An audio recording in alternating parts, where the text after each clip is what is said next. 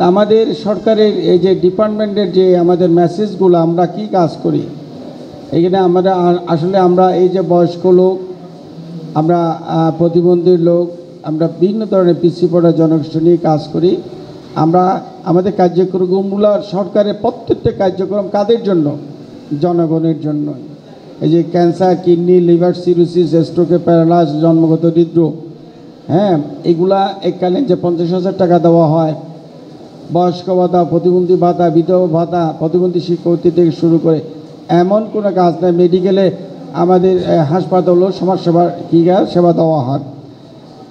এই যে আমাদের আজকে যে ফ্রি মেডিকেল ক্যাম্পটা হলো, অনেকের কাছে 500 টাকা নাই, যে 200 টাকা নাই একটা ডাক্তার দেখানোর, একটা ওষুধ কেনার। ভিতরে মনে করেন ঠান্ডা লেগে নিউমোনিয়া হয়ে যাচ্ছে, অনেকে এই যে প্রাথমিক চিকিৎসাটা করতে পারছে না। আমি কথা বাড়াবো না। আমাকে যে জন্য এখানে ডাকা হয়েছে, দাওয়াত দেওয়া হয়েছে, আমার সমাজ অধিদপ্তরের পক্ষ থেকে, সমাজ কল্যাণ মন্ত্রণালয়ের পক্ষ থেকে যতটুকু সুযোগ সুবিধা আছে, আমাদের আসলে সব জায়গায় সেবা দেওয়ার সুযোগ আছে। হাসপাতাল থেকে শুরু করে এমন কোনো জায়গা নাই যেখানে আমাদের বিচরণ নাই, সমাজ অধিদপ্তরের নাই। 5,000 10,000 টাকার আর্থিক অনুদান থেকে শুরু করে এই যে 6টা জটিল রোগের চিকিৎসার খরচ থেকে শুরু করে সব জায়গায় আছে। ক্ষুদ্র ঋণ থেকে শুরু করে আমাদের বিচরণ রয়েছে।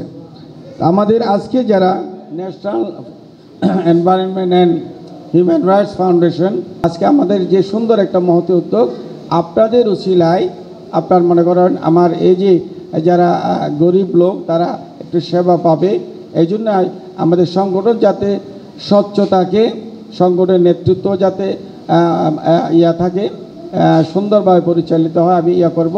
পাশাপাশি অনুরোধ করবো এটা কার্যক্রমটা যেন চালিয়ে যায়। আমরা চেষ্টা করব বছরে আর্থিক অনুদান দিয়ে থেকে আমাদের নিবন্ধিত সংগঠনকে বিভিন্ন সহযোগিতা করে থাকি। এদের ওখানেও যদি ছোটোখাটো অনুদানের যদি হয়, চিকিৎসা খরচে হয়, তাহলে আমরা হিসেবে আগাবো, আমরা সহযোগিতা করতে পারবো। আমি আবারও কর্তৃপক্ষকেও জানাবো, আপনারা যত ধরনের আমরা সহযোগিতার দরকার হয় আমার দিক থেকে, আমার সমাজ অধিদপ্তরের, সমাজ কল্যাণ মন্ত্রণালয়ের পক্ষ থেকে আমি সার্বিক সহায়তা করব। পাশাপাশি এই সংগঠনের উত্তরোত্তর সমৃদ্ধি সফলতা কামনা করি।